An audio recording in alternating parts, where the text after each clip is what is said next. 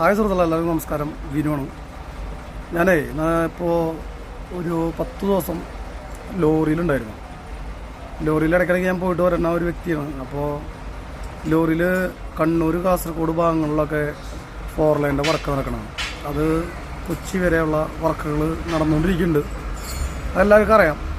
അപ്പോൾ ഈ ലോഡ് കയറ്റി വരുന്ന ലോറികളുടെ പുറകിൽ വന്നിട്ട് ചുമ്മാ കിടന്ന് ഓൺ ഞെക്കി പിടിച്ച് അവരെ ഹറാസ്മെൻറ്റ് ചെയ്തിട്ട് കാര്യമില്ല. കാരണം സൈഡ് ഉണ്ടെങ്കിൽ അവർക്ക് സൈഡ് തരാൻ പറ്റുള്ളൂ. നിങ്ങൾ ഉദ്ദേശിക്കുന്ന പോലെ ചെറു കാറുകൾ സൈഡ് കൊടുക്കണ പോലെ ലെഫ്റ്റ് സൈഡ് ഇറക്കി കൊടുത്തു കഴിഞ്ഞിട്ടുണ്ടെങ്കിൽ ഒന്ന് ടയർ പൊട്ടിപ്പോവും. പിന്നെ എന്ന് പറഞ്ഞു കഴിഞ്ഞാൽ ടയർ കട്ട പൊളിയുക, അതുപോലെ വണ്ടി ചെരിഞ്ഞ് മറിഞ്ഞു കഴിഞ്ഞാൽ ഗതാഗതം വളരെയധികം നീണ്ട ടൈം വരെ തടസ്സപ്പെടും. അപ്പോൾ അതുകൊണ്ട് ഞാനിപ്പോൾ വന്നപ്പോൾ ഭൂരിഭാഗം ചെറു കാറുകാരും ബൈക്കുകാരും വന്നിട്ട് ഹോണടിച്ച് അങ്ങനെ ഞെക്കി പിടിച്ച് ശല്യം ചെയ്യണം.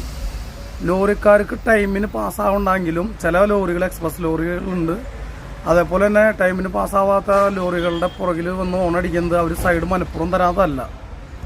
നമുക്ക് സമയമുണ്ടെങ്കിലും, ഞാൻ ഓടിക്കുമ്പോഴായാലും സമയമുണ്ടെങ്കിലും നമ്മൾ അതിൻ്റേതായ സൈഡുള്ള സമയങ്ങളിൽ മാത്രം നമുക്ക് സൈഡ് തരാൻ സാധിക്കുള്ളൂ.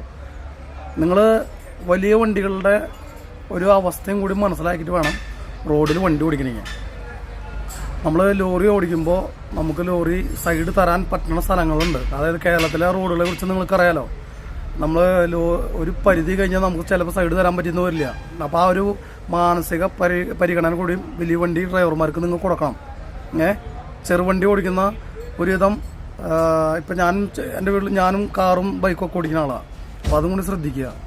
ഓക്കെ, അപ്പോൾ പരമാവധി ശ്രദ്ധിച്ച് വേണം നമ്മൾ ഓരോ ലോറികൾക്കും സൈഡ് ചോദിച്ച് നമ്മൾ കയറി പോകാനായിട്ട്. ആ സൈഡ് ഇല്ലെങ്കിൽ അവരെ ഹറാസ്മെൻറ്റ് ചെയ്ത് അവർ ശല്യം ചെയ്യുക പാടില്ല.